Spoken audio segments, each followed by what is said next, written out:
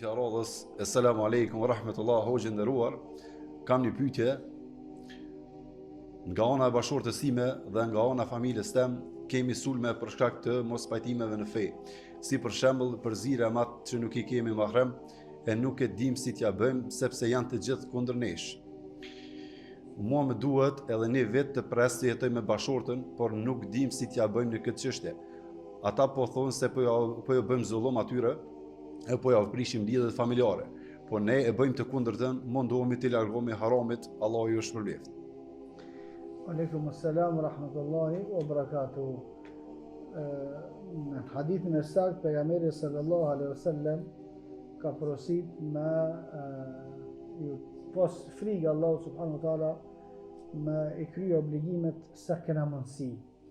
La yukellifu Allahu nafsan illa wusaha. Nuk e ngarkon Allahu kërkon për te mundësive. Sa keni mundësi me u largue prej harameve, largohemi.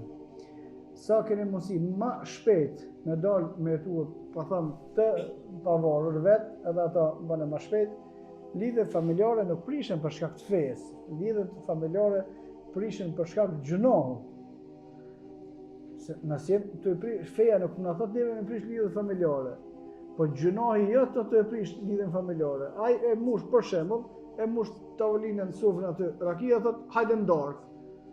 Mo nuk po vin ndark po ti vetë që ke çat raki. Jo, feja po ta prish lidhjen familjare. O rakia jote të e prish jo feja ime.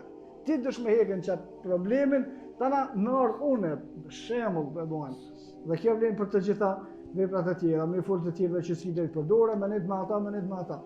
Hajde rrini burra gra bashk, o s'bën feja. Ja, ju përprishni fe. Po ty te këtë komedisha me votën aty, nësë una me të bu ty. Na kemi me punu që shka thonë Allah pejgamberi sallallahu alaihi wasallam. Dhe kjo nuk ka pengesa e fesë, po pengesa është e gabimeve që ili të I bëj ju. Hikni ju që të gabime, na jemi aty. Wallahu a'lam.